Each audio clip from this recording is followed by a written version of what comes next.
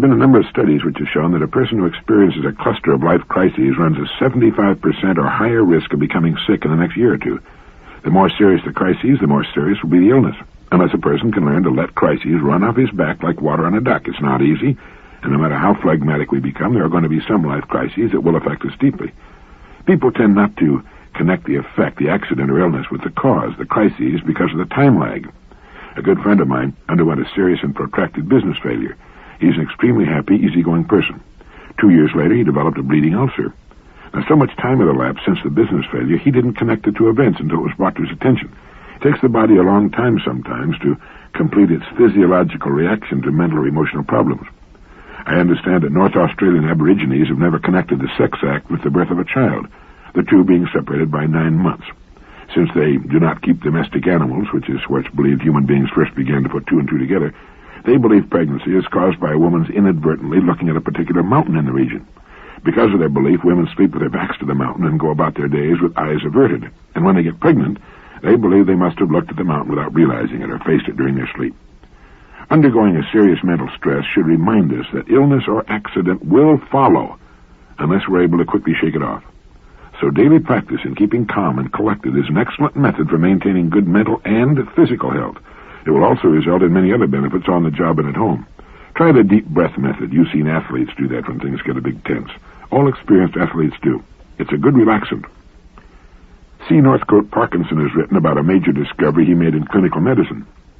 The busiest people have no time to be sick.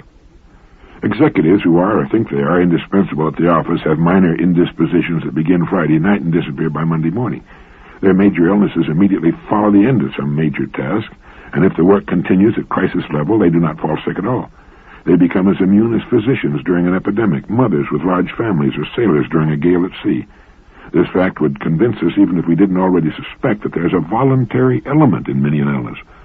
The patient has dropped his subconscious guard and allowed himself to collapse. He wants a rest and can see no other way to get it. The mother of 7 small children was asked, "What would happen if you got sick?" And she replied, "I have no time to be sick." Our bodies operate best, it seems, when there's a great deal to do, when we're challenged, when there's a goal involved. Take these away and apathy and introspection set in. We're turned in upon ourselves, and we can usually find something to be sick about, sick physically or miserable and sick emotionally, and then sick physically. Here's something from my friend Chris Haggerty that I liked. He said, "The goal of most leaders is to cause people to think more of the leader. The goal of the exceptional leader is to cause people to think more of themselves.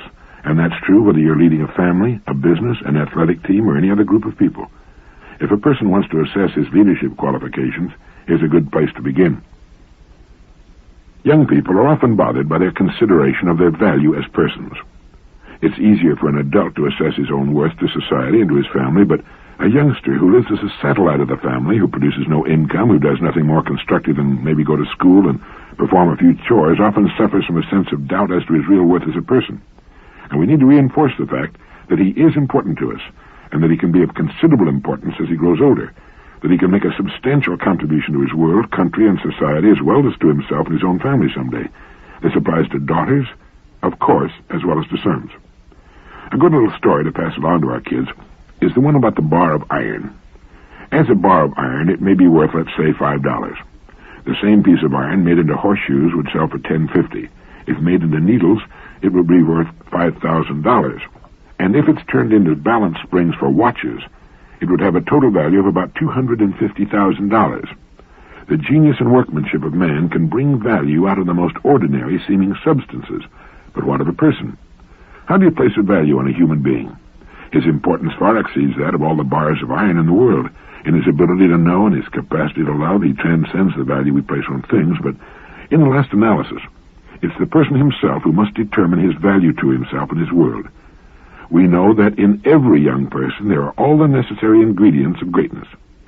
The degree of greatness that he or she will ultimately achieve will depend only upon the extent to which the person develops and brings his or her real powers to bear. And in that way, can the person be compared to that bar of iron?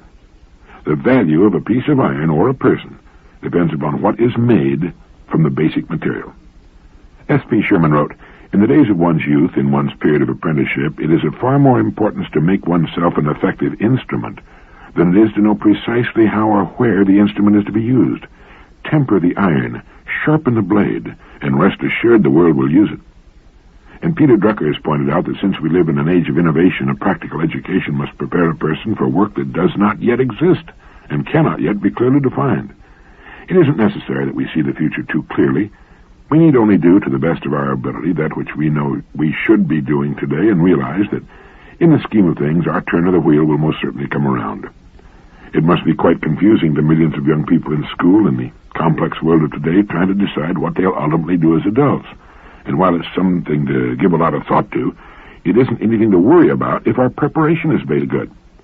It's of far more importance to make oneself an effective instrument than it is to know precisely how or where the instrument is to be used. Temper the iron, sharpen the blade, and rest assured the world will use it. Quite often we find young people rebelling at school because, as they so often put it, I don't even know what I want to do. Regardless of what they ultimately choose to do, a good preparation will be necessary. Rather than being a reason for not continuing their education, not knowing what one wants to do as an adult is the best reason for making sure our education is adequate. And here's a good idea when you want to convince another person to follow your line of reasoning, especially when you're trying to sell something. It's called the feel-felt-found system of converting another to your way of thinking.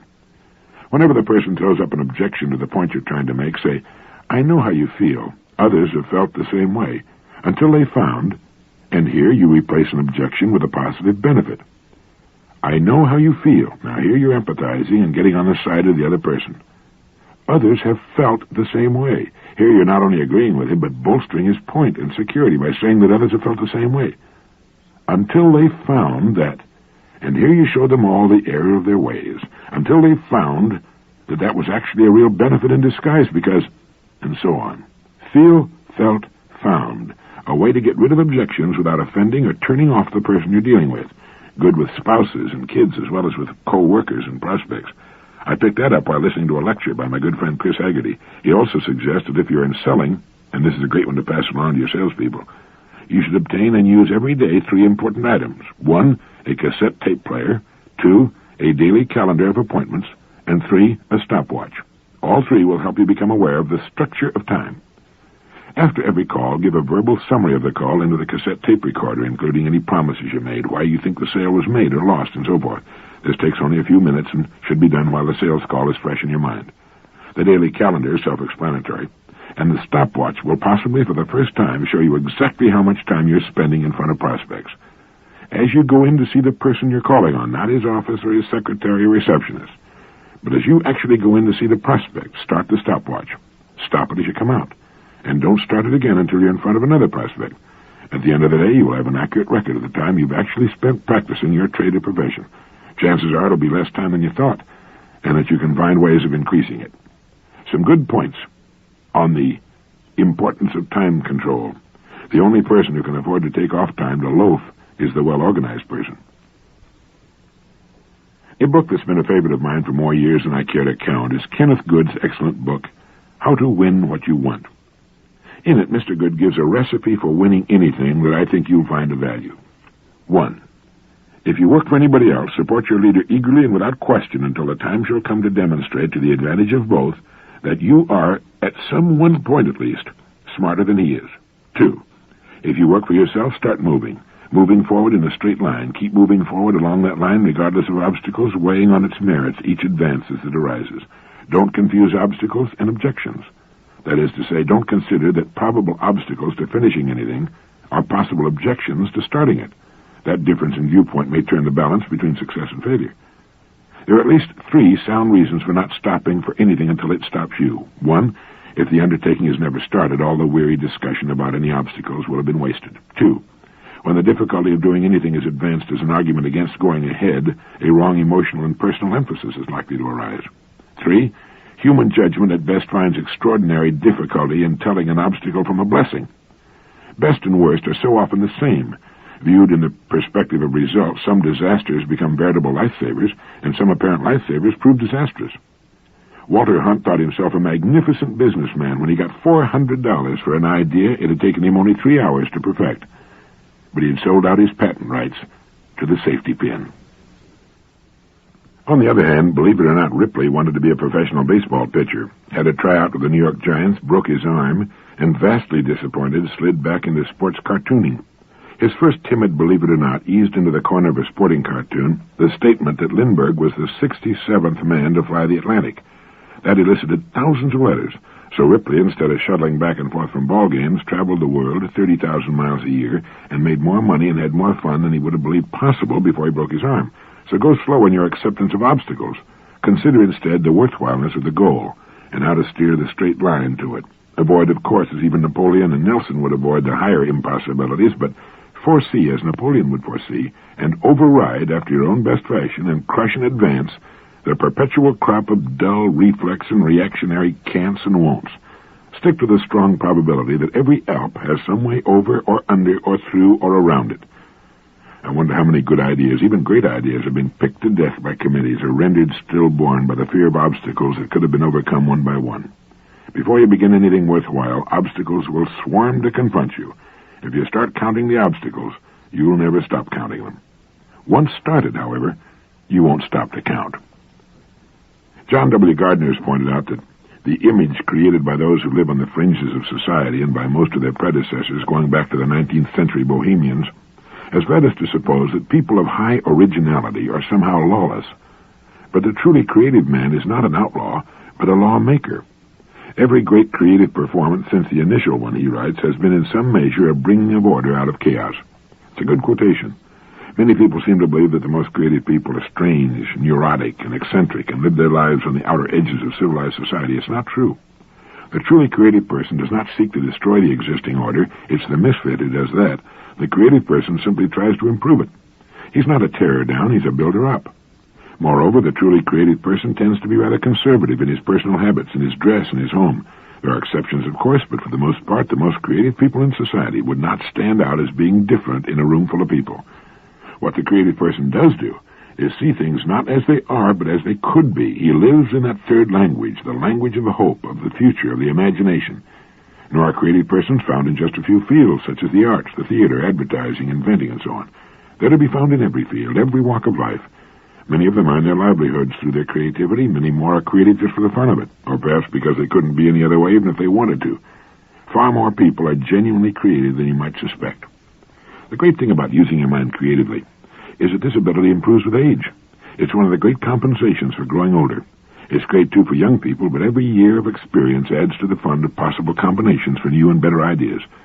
The recent, and to some extent the present, romper room era in the advertising business is really nothing new.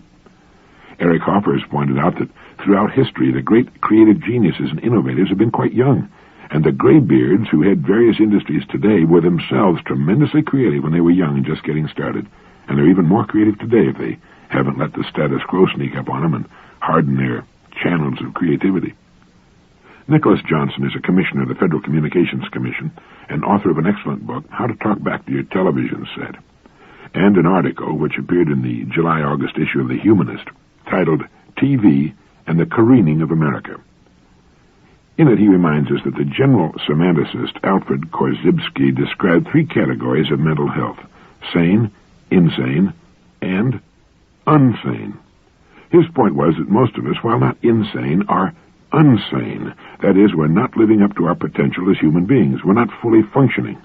The so-called human potential movement, including the late Abraham Maslow, argues that even the healthy human beings among us function at perhaps 5% of their potential. He then asks us to reflect and ask ourselves, how many people do I know, or better yet in his words, how many people do you know whom you think of as fully functioning personalities? How many are there in whose daily lives there's a measure of beauty, contact with nature, artistic creativity, some philosophical contemplation or religion, love, self-fulfilling productivity of some kind, participation in life support activities, physical well-being, a spirit of joy, and individual growth? That's what the world's great theologians, psychiatrists, poets, and philosophers have been telling us human life is all about. But few of us have come close to realizing that potential. Speaking of some of the problems of commercial television, Mr. Johnson later says, I've become more and more aware of the extent to which television not only distributes programs and sells products, but also preaches a general philosophy of life. Television tells us hour after gruesome hour that the primary measure of an individual's worth is his consumption of products. is measuring up to ideals that are found in packages mass-produced and distributed by corporate America. Many products and even programs, but especially the drug commercials, sell the gospel that there are instant solutions to life's most pressing personal problems. You don't need to think about your own emotional maturity and development of individuality, your discipline, training and education, your perception of the world, your willingness to cooperate and compromise and work with other people. You don't need to think about developing deep and meaningful human relationships and trying to keep them in repair. Not only do the programs and commercials explicitly preach materialism, conspicuous consumption, status consciousness, sexploitation, and fantasy worlds of quick, shallow solutions, but even the settings and subliminal messages are commercials for the consumption style of life. Look at the settings. Auto ads push clothes, fashion, and vacations. Furniture wax ads push wall-to-wall carpeting and draperies. Breakfast cereal ads push new stoves and refrigerators. Not surprisingly, the programs do the same. After all, they're paid for by the same guys who pay for the commercials.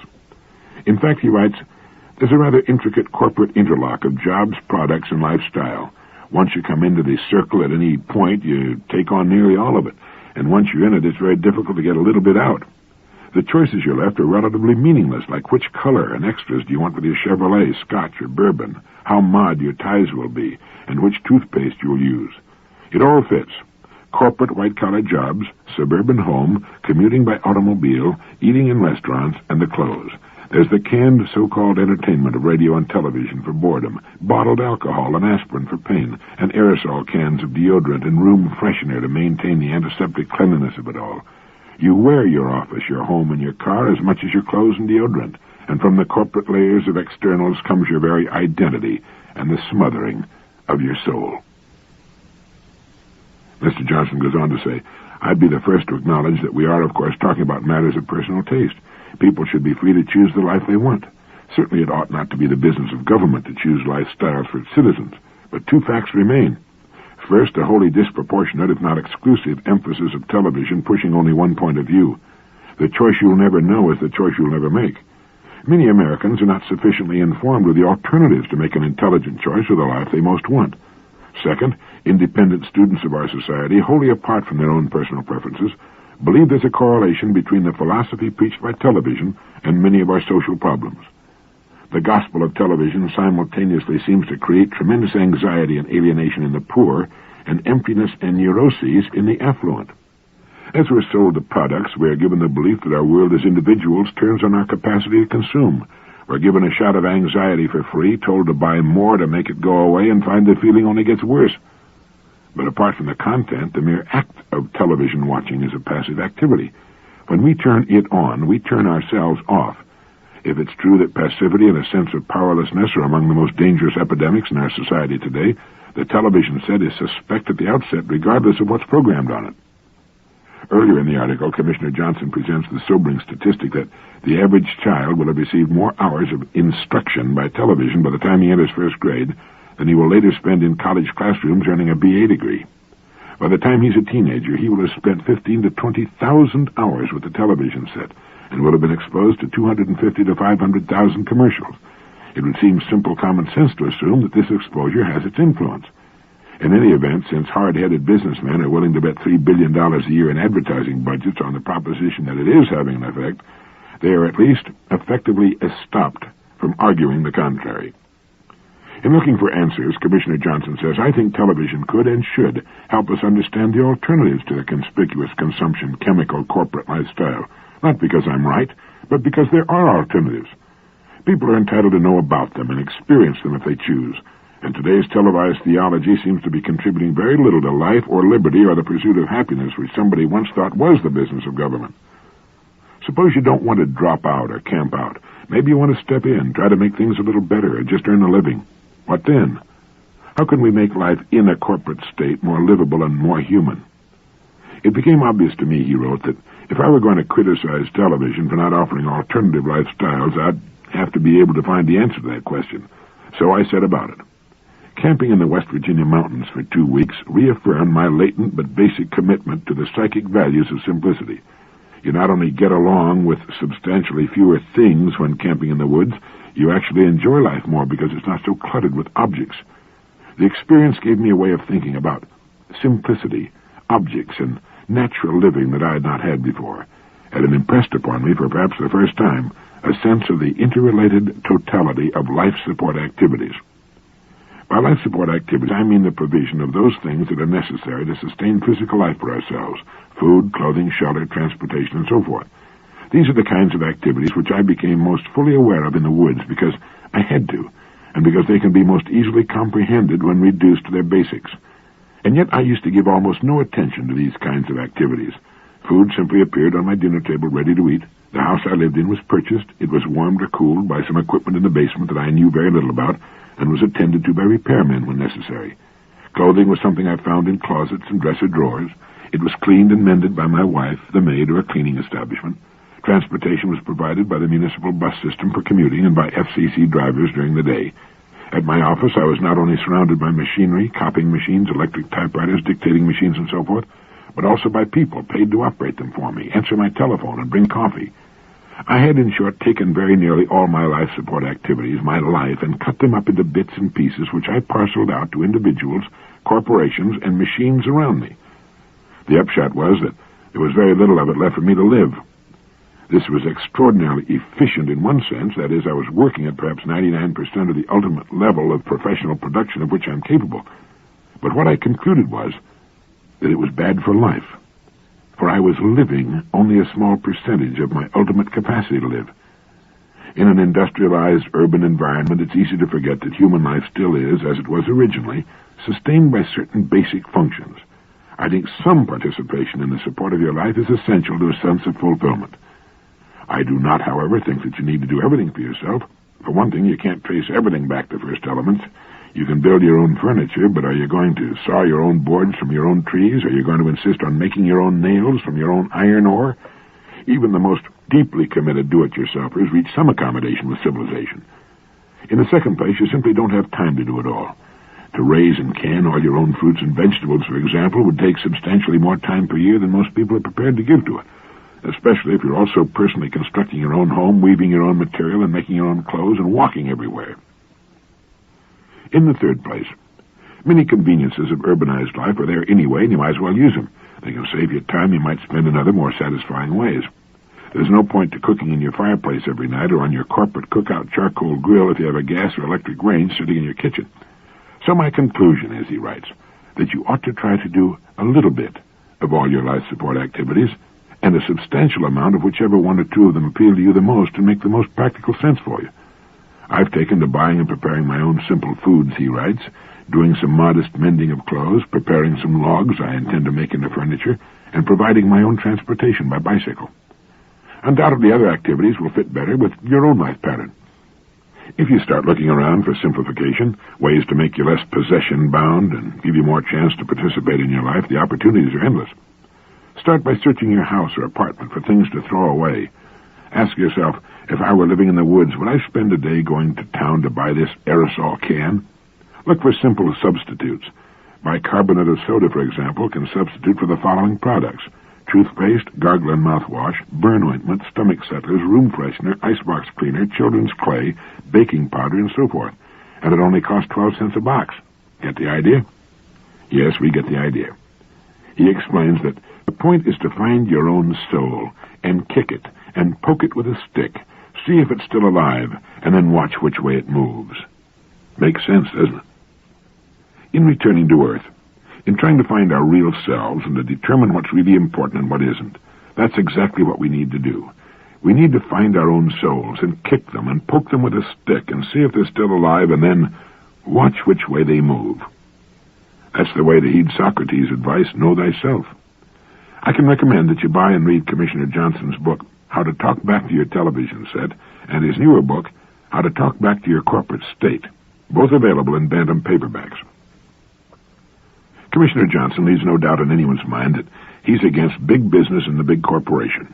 I don't agree with him on that theme. I don't think big necessarily means bad, and some of our largest corporations are model world citizens and are not in the least interested in conning the consumer.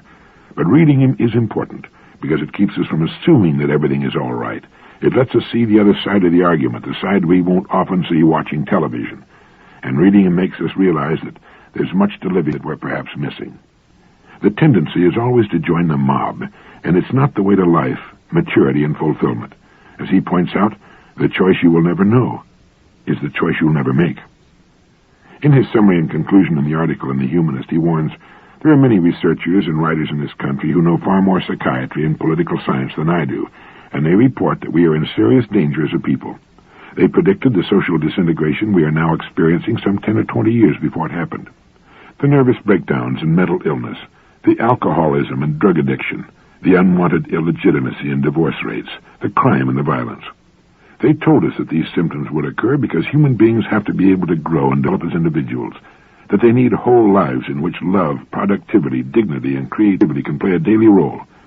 They say if people do not lead full and whole lives, they will not only suffer as individuals, but will make a society that is bad for everyone else. In other words, the quality of life does not just mean getting the smoke out of the air. That's necessary for us as animals. Pollution is as bad for cows and citrus trees as it is for people. But the quality of life for human beings has to do with the smog inside our minds. The same people who are putting the garbage in the air are putting the garbage in our heads. I have hope, he concludes, we may have begun to evolve the tactics for talking back to our corporate state. I welcome your interest and support, for we are talking about nothing less precious than your life and mine, and I can add, even more important than that, the lives of our kids. He's right that if people do not lead full and whole lives, they'll get sick, and their sickness will spread to those about them. It can be seen on every side, don't you agree? There are diseases and conditions brought about by malnutrition where the body is concerned. They develop because of a lack of something vital in our diet. The same can be said of our mental and emotional diet. The lack of a vital kind of information can make us sick. As Alfred Korzybski put it, there are three kinds of mental health: sane, insane, and unsane, and each of us needs to determine where he stands with reference to those three conditions. We may not be insane, we may be productive members of society, but still be unsane in that we do not have a well-balanced fund of information on which to make meaningful and positive decisions.